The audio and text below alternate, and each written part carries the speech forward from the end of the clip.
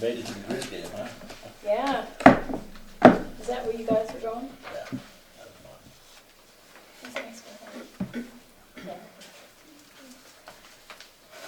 Yep. Well, it is 2 o'clock. We can start. We have 4 members here, so it's great. We can start our board meeting for October 21st, 2025. Did everybody have a chance to look at the agenda? Any changes? No, nothing? No? Nope. Do you have a motion to approve the agenda? I'll make a motion. A second. A motion is second. All those in favor say aye. Aye. Opposed say aye. Hey, Todd. Saw you with Jess. Just started? I just got here too. Wow. Not messing around, man. Okay, do you have any public members that would like to say anything? Not on the agenda? Yes, please. Who wants to be first? Okay. I have a question. I have some remarks on the audit report. If you want those later, I'd be happy to talk about them later, but they're not on the report itself. I mean, not on the CPA's work. Is it got to do with this audit, or does it have to do with this audit? It has more to do with your finances generally. Oh, okay. So, okay, first thing I looked up were the, Can you state your name? Oh. Address, sorry, just so for the record here. right, Recording it. Thank you. Margaret Davis, Lakeside. The first thing I looked up today were the rates for the Summers and the Lakeside sewer. And it didn't appear, at least from the Lakeside version, that it's absolutely clear on what the base rate is. I mean, or how the rates are determined. The Summers rate plan, on the other hand, is very specific about what the charges are for sewer system under its management and billing. So this, you know, if a Lakeside ratepayer were to look this up, they would be perhaps confused about why the rate is what it is today for a flat rate. So, in keeping with that, the audit reports, of course, they're predate your recent activity in capital improvement plan projects. There is no capital improvement plan that is mentioned in either of these, and the taking care of capital needs is only generally referred to in the lifetime of various assets of the district, range from 5 to 50 years, but they are very broad and not specific. So and under page 5 of the revenue, there's no real explanation of plant investment fees and latecomer fees that have been levied in the past, and one hopes that that will be clarified in future audits. Under capital expenditures, you can see that in 2022, 2023, there were very modest capital projects, and those were for sewer lines to Ridgeline cabins and Stoner Creek cabins. And then as you go on page 8, where the report talks about economic factors, there's really very little discussion of potential growth and how many existing will-serve letters are out there. And what the obligation connected with the will-serve letters. Are they indefinite, or do they have time limits, or whatever?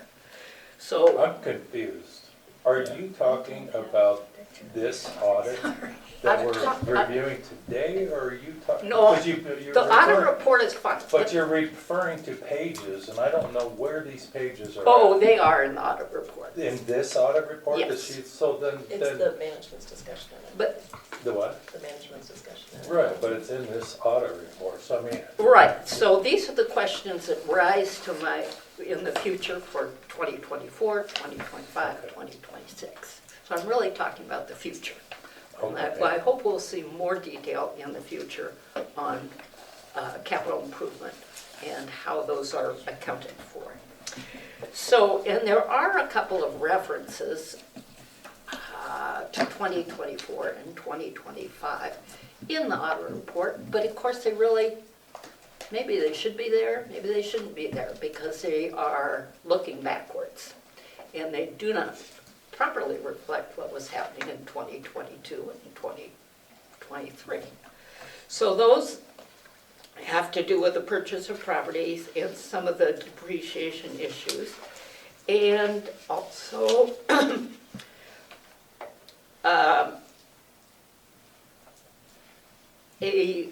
agreement that was made in 2025 at which a prepayment for from a developer was extended, and could be forfeited at the district's discretion. That's not described very well. And then going on, the interlocal agreement between Summers and Lakeside is effective till 2062. And it says that it provides for amendment for adjustment of rates. And again, you come back and you've got different rates for Summers than you do for Lakeside. Correct. Or separate district. Without the supporting documentation of why those rates are different for different ratepayers. So I think that could be explained in the future so that all us ratepayers can figure it out. And finally, under subsequent events, well, yes, there's been big time subsequent events, but they remain to be fleshed out in financial terms on your financial reporting that is ongoing. And finally, the accountant calls attention that while things have improved, the district is still not complying with some basic generally accepted accounting principles, and as I say, needs work. But you did have an improvement over satisfying the pension fund obligations that you are incurring with your employees. So that's a plus. Anyway, those are my general comments, and I would really like to know how many ratepayers we have, how many we're committed to, and how that figures into what kind of planning you're doing for future capacity at any new plant improvements, regardless of where they are. Thank you. Thank you. Cameron Dexter, mailing address is P.O. Box 2198 in Kalispell. Just in general, we're requesting that the board and staff of the district provide the public with a more timely disclosure of information regarding the current operations and proposed expansion of the plant. And then we have a series of remarks. The first one, there has not been an opportunity for public comment on that September 2025 wastewater treatment plan. The plan was apparently approved in September, but there was no board agenda that reflected this work product, nor was there any input from the board during official meantime, except for that very brief discussion at the August 21st meeting. Just 4 days prior to the hearing for CBF v. DEQ on a Friday evening, CBF had learned of the wastewater treatment plan, the September 2025 version, as it was submitted in anticipation of the hearing by DEQ. On October 13th, we checked the project's webpage and the plan was not uploaded. Thus, we requested it via FOIA. Rodney responded on October 17th, highlighting that the plan was now on the website and that this was the duty of RPA and not the district. You also noted that the public got a summary of the presentation on August 21st, and this was the same time the board saw the plan. But this is an issue of significant controversy in the public, and thus we would like the plan to have been available for the public to review prior. But we understand that task items may be delayed due to time restraints, and that the district is not responsible for the uploading of that RPA adjacent site. We would like to see more efforts made to provide it sooner and with more opportunity for public input. When CBF, North Shore Water Alliance, and the community have spent years trying to track and understand the steps of this project, submitted countless FOIAs, and attended board meetings, we only assume that the district would want to be as transparent as possible and provide the documents on the project as early as possible with the least amount of hassle. The 2025 wastewater treatment plan dates are inconsistent with the schedules posted on the project's webpage. Again, we understand that we're all humans and there's been delayed times in posting. We also understand that this is not the administrative duty of the district. However, the project schedule posted on the webpage illustrates a completion date in 2028, but the implementation schedule on page 7-6 of that plan notes that the completion date has to go into 2029. There's a number of reasons this is concerning. One, does this extend the financial obligations of the district? Yes. Two, will it require more funding? Three, how will this impact bonds the district is proposing to take on? If a bond is approved, how will that impact taxes, especially with that jail bond on the ballot coming up? The people represented by the district should have an opportunity to provide input on this. And then what was the change from the original wastewater plan to this new 2025 version? I'll save the comments for the audit for that public comment section. The rate study has yet to be provided to the public, yet a request for qualifications for the SBR equipment has been published. Rodney has said that the rate study cannot be completed until all contracts have been secured, and has also said in that news article that the project budget may go past $58 million, but the rate study should describe to the consumers how and why their rates are expected to go up and when to expect that. As the board heard at the rate hearing, the vast majority of people opposed the increase and had severe concerns about it and lack of transparency surrounding the increase. The district, prior to the hearing, released a document that seemed to do little to assuage those concerns, and DEQ is now asking these same questions about the rates, as well as noticed in that attached 21-point document from DEQ regarding the phase 2 portion of the plan. I'm sure you all got that, but we brought copies for the record.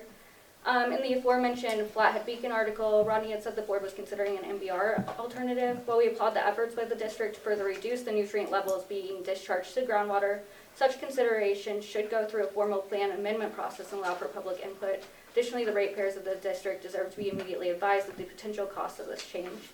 The DEQ letter to the district of 10/10/2025, which we have attached to our comments and asked Close it up. Okay, be included in these minutes of this meeting. As part of the comments, also requires that the district now disclose costs ratepayers based on full project build out.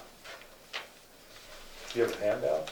We do, yeah. Because that was called rapid fire, so. I Yep, don't know how Mary it will works. continue the comments, but I'll pass them out. But I mean, yeah, if we can't read them, we won't remember them. You want me to hand them out or do you want? Is it all the same thing? Yeah, the DQ letter and the comments, whatever is easier for you. Mary Flower, Citizens for Bear Flathead, 137 South Main in Kalispell. The district is, if the district is considering amending your phase 2 plan, which is indicated by, you're saying that you're now considering an MBR Those possibility. words, just to clarify, those words were not used, that we are amending our plan. So we never said we're amending our plan. We're just considering things, that's all. We know how to amend plans and so on, so. If you But move it forward. but it was not in the article that we're amending our plan. So I just want to make that clear. Am I correct in saying that if you move forward with the MBR, you would amend your plan? You're correct that we will go through formal processes if we choose to amend our plan. Okay, that's what I was intending to say. I'm not, so I think we're, Yeah, I just want to make sure that those words were not in the article, that we're amending our plan. yeah, it did say you were considering adding that. Did Yes, I consider. think that was the word. So if you're considering amending your plans, you've put out a new bid package, which is requesting bids, I believe, by the end of the month, with action following fairly soon after that. It seems like if you're still in consideration, and particularly given the court hearings that we're going through right now, that it would, and the fact that nothing's going to be finalized until 2029, according to your 12th-hour submittal to the court, it would be in the benefit of ratepayers for you to put a hold on these bids and to slow down expenditure of funds until we know how the court is going to rule on the adequacy of the DEQ decision. Also in the same article in the Flathead Beacon, Rodney states that the existing winter holding ponds have half an inch of sludge in them. The sludge in these ponds has not been removed during the lifespan of the ponds. How can the holding ponds have only a half an inch of sludge if the sludge has not been removed in 30 to 40 years? What is this statement based on? Additionally, board minutes from the March 2018 meeting note that the pond levels were measured for sludge at 16.5 inches. Please provide an explanation for the difference from 2018 to the measurement proclamation in the Flathead Beacon article. So just to clarify that, you mentioned holding ponds, right? Yes. So there's a difference between a holding pond and a treatment pond, or a treatment cell. But you didn't make that distinction in the Beacon I made it clear article. that the holding ponds had a half an inch of settlement in them. That was the question posed to me, is how much sediment are in these two holding ponds? So there's two different types of ponds. And so in the article, it says holding pond, right? Holding wells, actually. No, holding pond. And then it says treatment wells. They Oh, spelled okay. it wrong. It should have been treatment cells, right? So the article says holding ponds, and those are the winter holding ponds. They have a half an inch of sludge in them. And that was the question that was posed to me by the interview. And so I think it's, But I'm not gonna enter into a conversation, I'm just clarifying that, so you can carry on with thank you. your public comment. Yes. In addition to, and we have attached the letter that DEQ submitted to you on October 10th with 21 requirements that you respond to their questions. We are asking that you provide the public those same answers that DEQ is requesting of you as you respond to them, so that the public has a timely notice and is aware of these issues. In particular, we have asked for capital improvements, and will be one of my questions on the audit is, why don't you, I went to the county budget site today, and there is their capital improvement plan for 5 years. Why are you not required to have that, and why don't you have that? Number 7 in this question says, please provide a short-lived asset analysis, which sounds pretty much like a capital improvement plan expression to me. So we're still looking for that. Question 13 also says, provide the basis for the estimated 6 inches or less of sludge accumulation in the storage ponds. We have been asking for this pond information for quite a while, and again, the article I felt was misleading in implying that you were going to be using these not for sewage in the future, but that's quite a ways in the future, because you only have a permit for an additional 200,000 gallons, and not to be able, so that all needs to be fleshed out and explained more clearly, I think, to the public and ratepayers. But we ask that, in essence, that you be more transparent. That is why we are in court challenging the constitutionality of the public participation, because you have a duty to the ratepayers of your district to provide information on a timely basis. We appreciate the updates you've been doing to your agendas and making information at your meetings more readily available, but we also need more of the long-term and comprehensive answers to understand, as well as the current audit that still has not been done. Thank you. Thank you very much. All right, Jennifer Tipton, North Shore Water Alliance. I too, in that Beacon article, it jumped out at me that it said the half an inch of sludge. So you're not alone in being confused with that. I know in your March 2018 minutes, you talked, it says DNRC, but I'm pretty sure it meant DEQ had basically stated that you guys were beyond the 24 inches allowable septic sludge at the bottom of the ponds. It doesn't clarify in the minutes, so I think it's kind of misleading to talk about the holding ponds and not just, without, because it's the treatment ponds that amount of sludge affects the treatment process. So I would like to know kind of how you guys measure that. What is your process for measuring the sludge? And then whatever records, do you do it yearly, on a yearly basis? I would just like to FOIA that, and I can talk to you if you can help me with the language, because I know sometimes if a person in the public doesn't know exactly how to word something, they might not get the information that, even if you know what they're looking for. So I just want to make sure to word it correctly.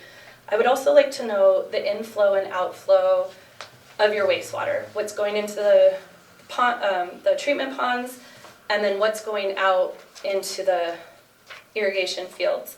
I know previously you'd stated that one of the meters was not accurate, so I'm hoping, did you get a new meter that's more accurate? I know you guys need to, for reporting back to DEQ, you're supposed to have that kind of information. So I would also like to FOIA that for like the last 6-7 years or so, just to compare. So maybe I don't know if you could help me with that, if you're going back to the office after the meeting, but. It won't be today, yeah. Okay, Sure. I'll come in tomorrow morning then. Yeah, next week probably. I just want to put in the FOIA. Oh, yeah, you can do that. so. Yeah. But just not today, I don't want Today, to no, pressure it's her not. today while we got. Well, maybe I'll just grab some of the, and then I can do that on my own and drop it off in the morning. Yeah, absolutely. All right, thank you. Any other comments? Okay, moving down to the consent agenda. So these are the items that are, I guess, that we typically now wrap up in one. This would be September minutes, would be the financial report, and then bill approval. Unless anybody has any particular item with a comment or would like to pull it out of the consent agenda, otherwise we'll vote just one on the complete consent agenda. I know you board members were not here the last few meetings, and we added that to our repertoire, whatever you want to call it, to make it a little simpler, some of these items that are coming up monthly. So if you guys have any questions, feel free, otherwise. I'll approve that I move that we approve the consent agenda unless something comes up under the distraction from the other members. A second, or I'll second. we have a motion and a second, all those in favor say aye. Aye. Opposed, same sign. No old business, going down to new business, having our favorite auditor, Nicole. Hello. Nice to see you all. Yeah, been a while. Yeah, it has been a little bit. Well, all right. So what we have completed is the fiscal year 22 and fiscal year 23 audits. And they were a combined audit, so they're together. And just in general, the audit went very well, no significant issues, so, a little sneak peek. That it was very good overall. If you want to go down to the board communications letter, there's a letter dated October 15th, in your information. This is where I would communicate issues with the audit process, if there were issues. There were no significant issues, so I will go ahead and just go over a couple things in here. accounting practices, there were no changes to your accounting principles. So there's nothing really to note in that second paragraph. The third paragraph there is related to accounting estimates. And this is where you have your liabilities for your retirement plan, that it's telling you that that's based on estimates. And we take a look at those estimates, we make sure those estimates look reasonable.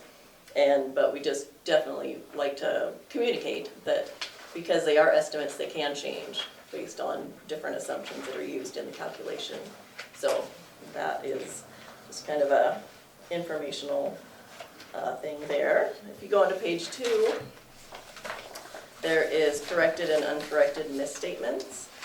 And there were no uncorrected misstatements in these financial statements, so anything we found, we did correct with your approval. None of the errors noted were material, so that's really good. You didn't have any very large, issues that were that we had to correct during the audit, so that's very good.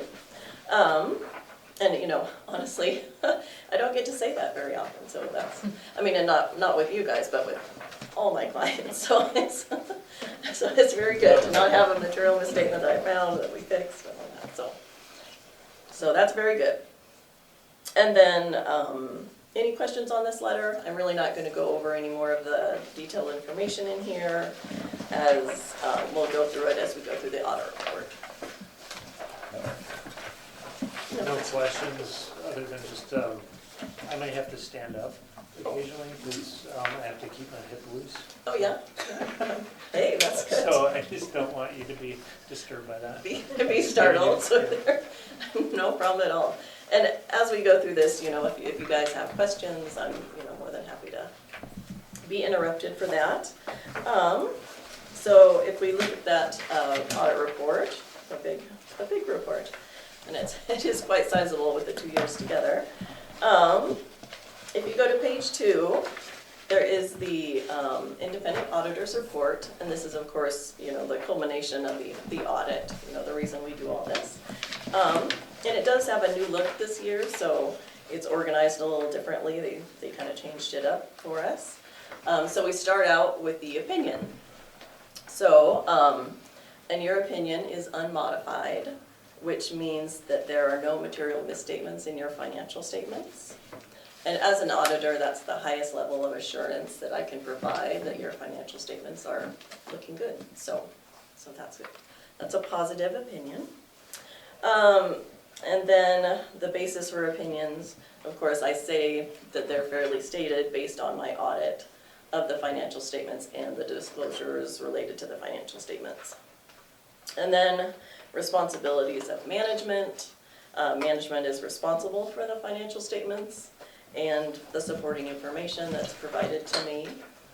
They're of course responsible for having internal controls and things like that to make sure that information is accurate. And then on page 3, we have my responsibilities in relation to the audit. And really that's to do my audit in accordance with auditing standards, general audit standards, as well as governmental auditing standards. So, and there's a little laundry list of all the things I get to do related to that. So you can read that at your leisure about all the fun things I do. And at the bottom of the page, there's a paragraph on required supplementary information. And this is information that's required by accounting standards to be included in the audit and in your GAAP basis financial statements, but they're not actually audited. So I don't provide an opinion on the required supplementary information. So that is the management's discussion and analysis, as well as there's some pension schedules that I look at them and I make sure they're consistent with the audit, but I don't actually have an opinion on them. So there's that. And I'll point those out as we go through this report.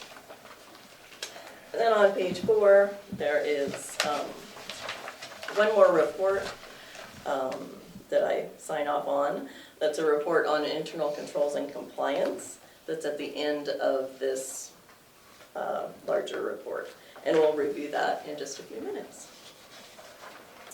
On page 5 through 9, that is the management's discussion and analysis. And as I mentioned, that is required supplementary information, so it's something that Rodney prepares. He loves to do it very much. I'm not sure, I have to decide if you like this or capital assets better. So this is something that management prepares, and I take a look at it, make sure it's consistent with what I'm seeing, but it really is management's presentation of the information. And it's looking at the years under audit compared to the previous year. And so there's a lot of comparative, numbers and things as to how things changed. And that's based on the schedule on page 9, which is kind of more for the district as a whole, a little more summarized, and that's the information that this management's discussion and analysis is based on. So I'm not going to review it in detail. As I said, I'm going to move on to the financial statements and some highlights on those. So if you go to page 10, for these financial statements, because it is a 2-year audit, you'll have the fiscal year 22 financial statement and then the fiscal year 23 financial statement right behind it. So just so you kind of know how it's put together. So for the statement of net position, I do always like to point out this net pension liability under long-term liabilities. That's something that you're not ever actually going to have to pay. It's based on the amount of unfunded liability at the state plan level, in your little piece of it.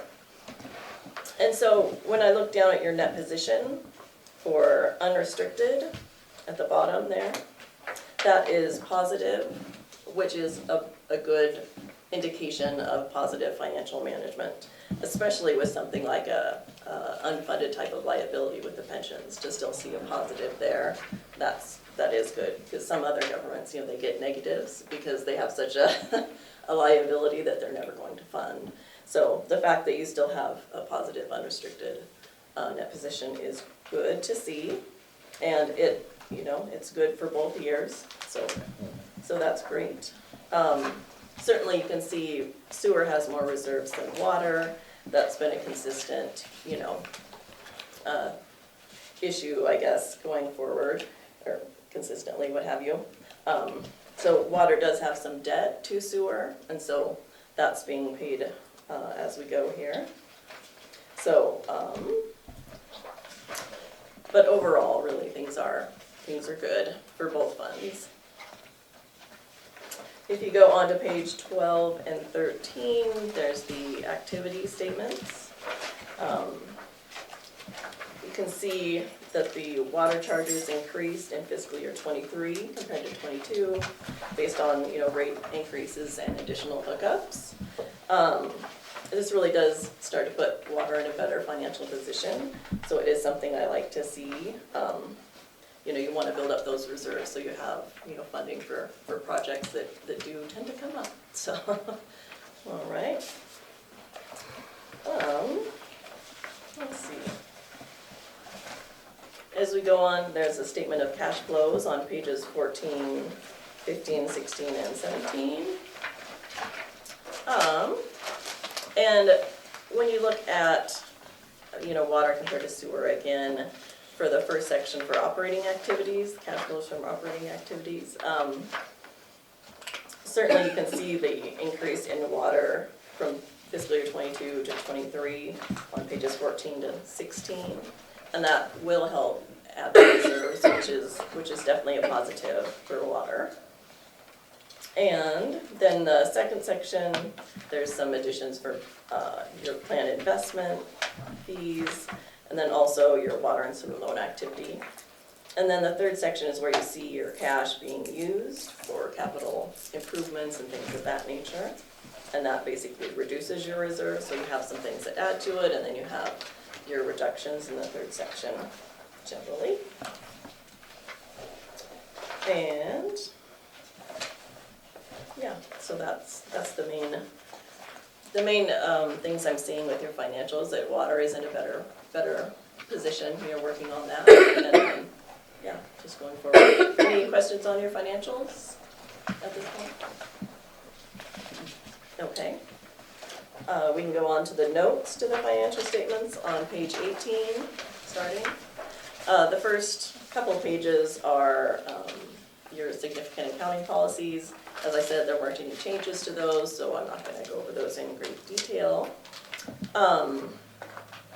Let's see, if you go to page 20,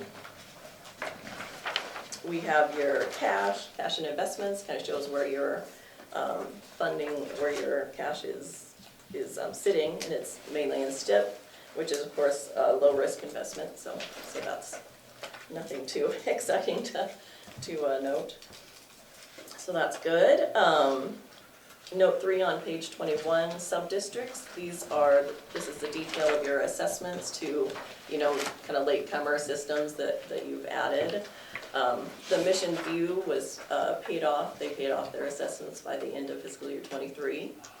And then South 80 is getting close to that. It's maturing in fiscal year 26, so you're getting close to that now. And then interfund transactions, note 4. These are loans in between water and sewer where, really to help with these sub-districts, there were some interfund loans to fund those. Mission View is maturing in fiscal year 25, so that's just matured. That interfund loan, there's a smaller balance at the end of the audit periods. And then South 80 as well has some balances, and that matures in fiscal year 29. And then there's one other smaller short-term loan, not short-term, but loan for operations, and that one is maturing in fiscal year 30.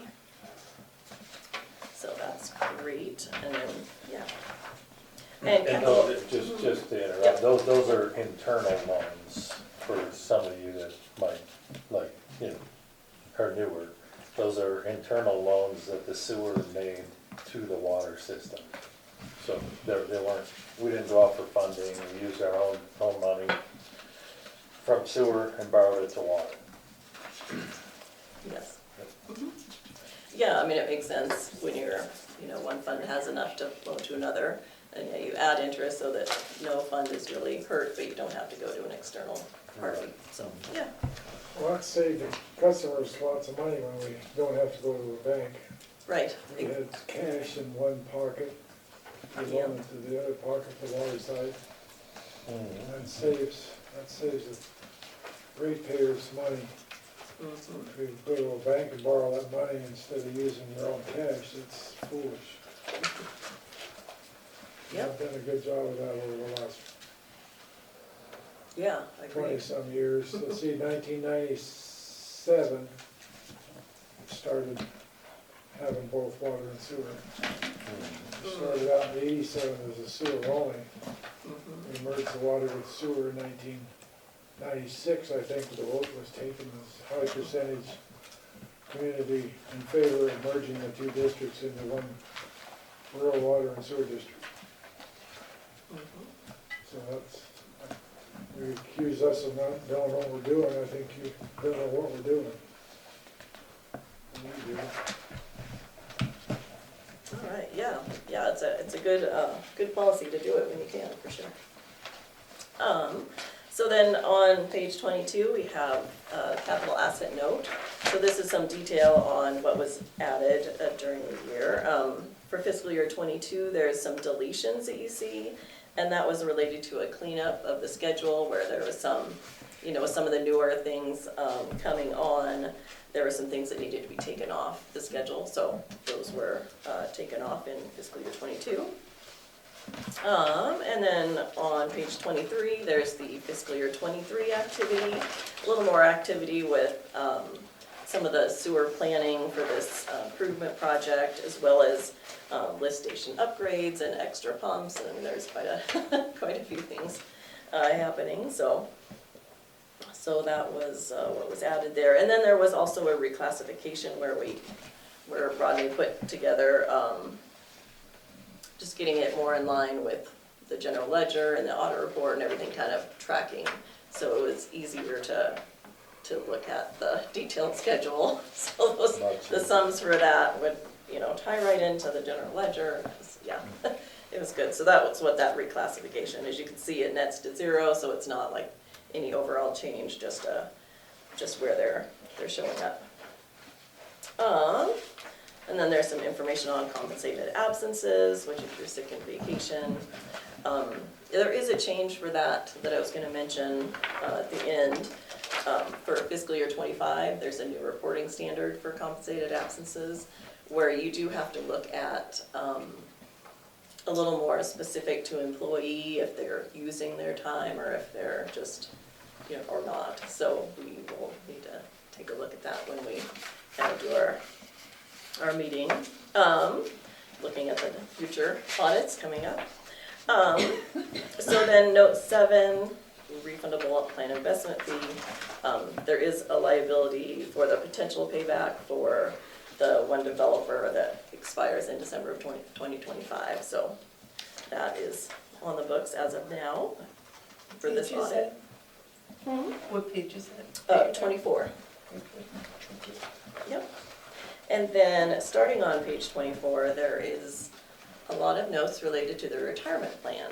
So, and this is the state PERS plan, and the employees participate in this plan, and there is an extensive amount of detail. If you want to know anything about the PERS plan, you can just read these notes. So they go on for a bit about benefits and contributions and all sorts of things. And the reason we have all this information is to calculate that liability that, as we were saying, was not going to be funded. If you go to page 30, you can see at the bottom of this page, in the middle columns, for the 2 years, the discount rate of 7.06 and 7.3, this is your actual liability. And what this table shows you is, related to that, estimates being in financial statements, that if there's a 1% increase or decrease in the rates that they use to calculate this liability, your liability can increase and decrease quite a bit. So that's just where we like to point out that there are estimates in your financial statements. And we don't have any control over that. You have absolutely no It's control just over that. something we have to check, right? Yes, it is. So that is very true. This is nothing you can change. And that is why I like to point out that it isn't unfunded. I mean, it's based on a state plan and just your very small piece of that state plan based on your employees that participate. So, yeah. And with the amount of information that I'm, required to provide in here, you would think it was a bigger deal, but really it's, just something that we have to provide as part of the accounting standards. So, oops. All right. And if you go on to page 34, I'm going to be done with talking about pensions for now. There is information on the interlocal agreement with Summers, that agreement and the rates related to that. And then risk management, there is some information on how you manage your risks with insurance. And then on page 35, your medical coverage related to the risk management for medical coverage. And then note 11, subsequent events. So these are events that happened after June 30th, 2023 that are fairly significant, and so we add them in here too, so the user knows upcoming things when they're looking at your financial statements. So first thing is the property purchase. That was a fairly significant purchase. And then of course the agreement with the county for the treatment plant and the overall costs involved. And then the litigation where attorney fees are being paid by the district. So just added those things in there. So that's it for the notes. Anyone have any questions on that? All right, if you go on to page 36, we have, there is one more pension thing we get to talk about. There's a schedule that shows some trends for pension information. It will be 10 years when we get to that point. We're not quite there, almost. You can see in the second half of this schedule, towards the bottom, this is your contributions. And your contributions are fairly consistent, you know, increasing a little bit with payroll, but very consistent. But up above on the liability portion, the second number there, we have the 410, 678, that row of numbers. It does fluctuate quite a bit, where it goes up significantly in 21, down in 22, and then up in 23. And that is all related to how the plan is funded at the state level. It's how their investments are doing, if they have funding for the promised benefits. So, you know, it really is nothing you can control. So I do like to point out, I mean, this is something you have to put on your financial statements, but you don't, you can't change it, so, yeah. So that's that schedule. And then the next couple pages are just some notes related to why those amounts fluctuate. So if you go on to page 39, oh, and this schedule here, the one on 36, is another one of those required supplementary information items. So it's something that I review, but I don't actually audit. So that's one of those tidbits of information. If you go on to page 39, this is my report on internal controls and compliance. And so this is where I would communicate any significant issues we had with those things. And so there were no compliance issues, so that's great. We only have one internal control issue, and this is one that we always have. It's just basically a communication type of thing. So if you go to page 41, we can talk about that. This is the knowledge of generally accepted accounting principles. So this is basically communicating to the board that I assist in putting these financial statements and disclosures together. So talking about like all the pension things and all the other items that we have in here. I do assist with that, so if you needed to provide, you know, GAAP financial statements for another purpose, you would probably need to have assistance in doing that. So that's really what this comment is telling you. And that's something, if we wanted to hire an outside CPA or something like that. Yeah, yeah, you could definitely have a consultant come in and put those together if you needed to, yes. It's just kind of the cost benefit, so and it's just letting you know that would be a requirement. Yeah. And then on page 42, looking at last year's, we of course have the one that's repeated, and then the prior year issue was resolved. So no new issues to report, which is very good. Yeah, so I thought everything went really well. In terms of new developments, the only thing that we have that compensated absences changed, so we'll need to kind of discuss looking at that liability just to make sure we get anything changed that we need to. So that's that. Board have any questions?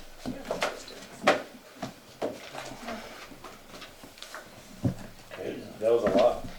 open it to the public. That's a 2-year audit. It's fun stuff. Sorry. Yeah, we have periodic audits, regular, I should say. Yes. Typically you have annual audits. We did have this 2-year, basically to accommodate my schedule, because I was a little bit behind, so I definitely appreciate doing that.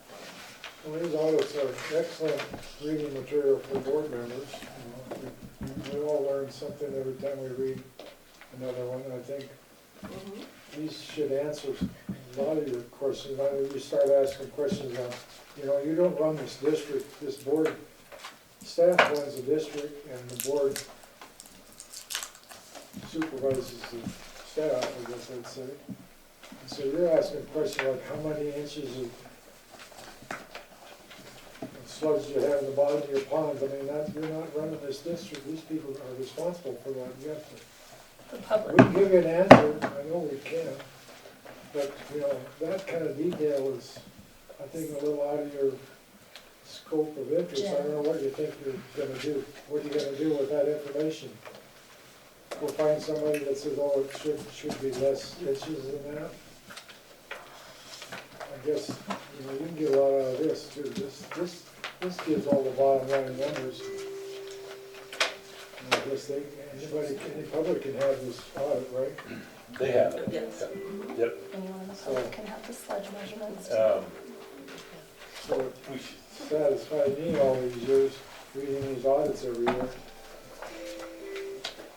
Because some of the same questions I would have show up in this audit, you know. But they don't ask questions like you just asked. I'm allowed to ask these questions, Jim. well, we should Let's stick stay to with the audit. Yeah, let's stick with the audit, because we gotta finish this, so stick with the audit. You guys, Well, I was, We have the any- answer, you hey. asked the question, I said it's a little out of your scope of. I've been researching this for 3 years. I don't think it's out of my scope. What are you gonna do with the information? Jim. Whatever I Jim, want. Jim, we have to stick to the All right. audit. This isn't time to talk All about right. that. It's not time. I'd rather have a discussion with you guys instead of Yeah. going through some of this stuff. Yeah, well, we tried that, but let's stick to the audit. All right, because we stick need with to- the audit. Any other questions on the audit from the board, or? I have no more questions, I just think that we do a good deed by having audits periodically, regularly. Yeah. There's a lot to be learned from reading them. That's just a comment. Thank you. Just, I love it when people actually read them. It's great. There's a lot to read, I mean, Yeah, we skimmed through it today, but I want to read it in detail. I'm just gonna wait Oh. till are we sure? Okay. Do you need to go Public. through the audit contract first, or was that? Yes. I just saw- Thank you. Yes. You wanna renew it first, Well, or we're answer not- the question? Oh, no, We're not sorry, no, voting that's on the right, that's, sorry, presentation. we have to do the audit contract, yeah. I First? thought that, yeah, because we're not having public comment on the presentation, just the contract. So, Okay. sorry, that was my bad.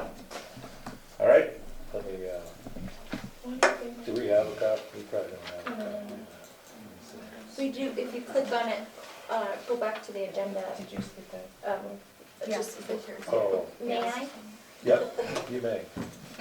Oh, you're just pulling up that way. Lose control of the mouse. It isn't gonna work that way, Rebecca, because I'm gonna pull it up on my other screen. I got it, Oh, yeah. Presentation, proposal letter. Okay. so you're gonna go through this, right? Just give it big enough so you can see it. Well, actually, Nicole is probably, so Nicole, we've asked her to give us a contract in talking with her, kind of talked about because we still have 24 and 25 audits that are due. So she did 22 and 23. And so we talked about how best to do those. We could do a 2-year audit again, or just do single audits, an audit for 24 and an audit for 25. In 25, there's also a federal audit that is due along with the normal audit. So, in talking with Nicole, that federal audit is due on March 31st. 2026. 2026, and so we would still do audit 24 and 25 together, but they're just single. She's gonna do them together with a deadline of having them both done by that March 31st, 26 deadline. Yeah, so they're separate reports, single audits, but done at the same time, so you gain some efficiencies, so they can all get completed by the due date for the fiscal year 25 audit. So 24 and 25 would then be So we done would be in- caught up at Yes. that point with Yeah. our audits. yes, and that's less than 6 months, so yeah. Yeah. And these are the proposed rates that you have in your proposal? Yes. Mhm. And the reason 25 and 26, so generally we do a 3-year contract with the auditor. Fiscal year 25 and 26, because we spent more than $750,000 in that year, it triggers a federal audit from the project we have going on.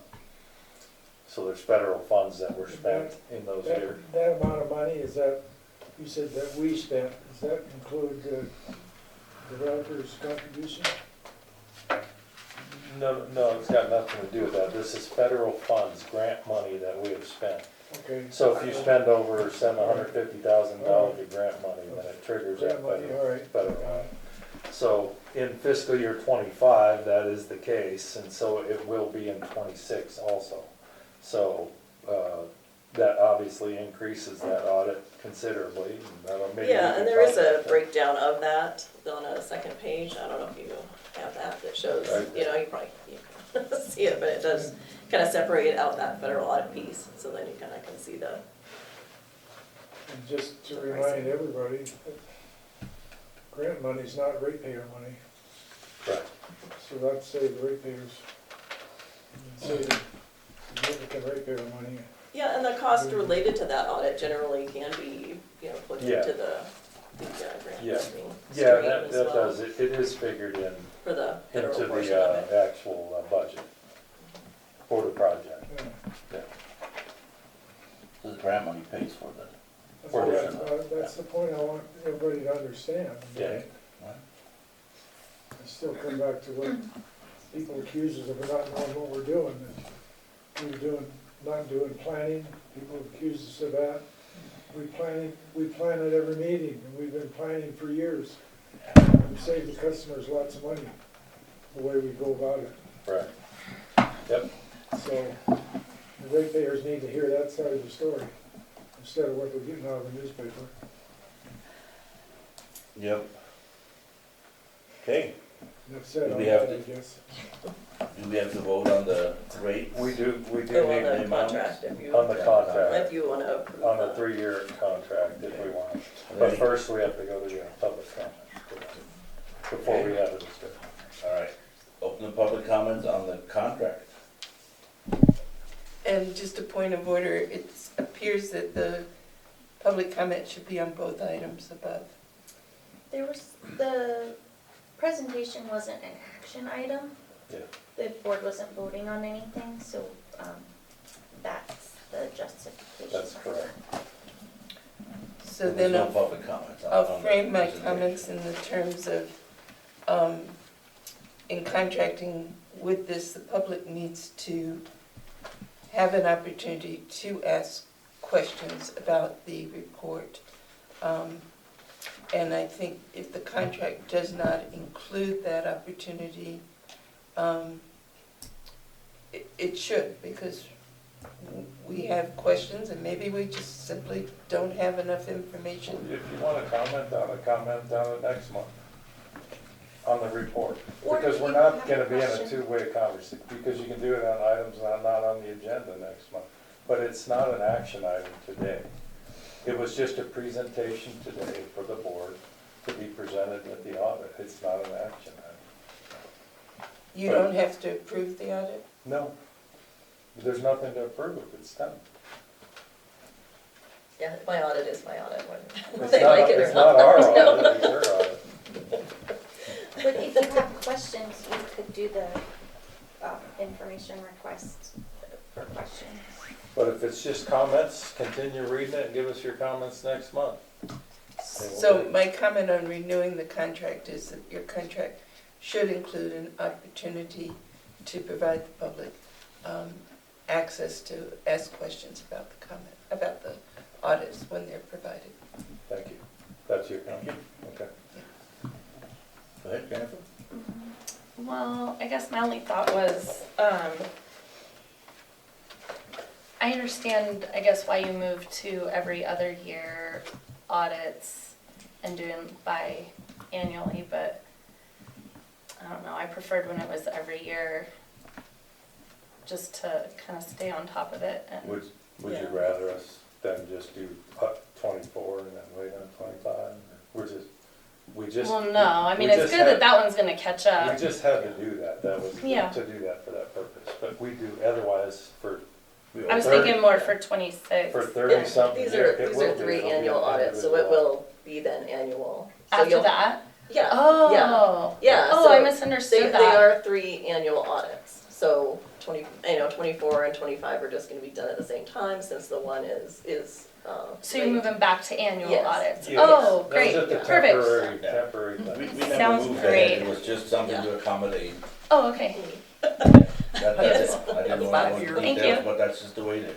okay. I mean, those Yeah, are so no audits that have been worries. available forever for anybody, every The year. previous. So, yeah. The 2021, yeah. I just Okay, any have- other comments? Yeah, I have a few kind of more questions. Could you state your name? Oh, yeah, sorry, Cameron Dexter, PO Box 2198 in Kalispell. And I'm just wondering how the district, how can you understand your financial commitments and the ability to meet them without having been able to review that 2023 audit prior? And then not knowing what the 2024 and 2025 audits for the fiscal year are. I'm obviously not an auditor, so I don't understand all of that beyond that. And then I also want to know if DEQ Circular 2 explicitly requires the audits, will these now be supplied for DEQ to, what's the word I'm trying to think of, to fix that financial capacity at Appendix E, page E3? I know you have to have the financial capacity under DEQ Circular 2, so that was just my question / comment for that. And then my same kind of idea with the bonds that you have entertained the idea of, how does that go into the consideration of the most recent audits, this 2023 through 2024, and then the 2025 through 2026? How does the board understand the financial commitment through that with these audits? Again, I'm not an auditor, so those are my questions. And I can FOIA that, because I know you don't always answer questions here. Thank you. Thank you.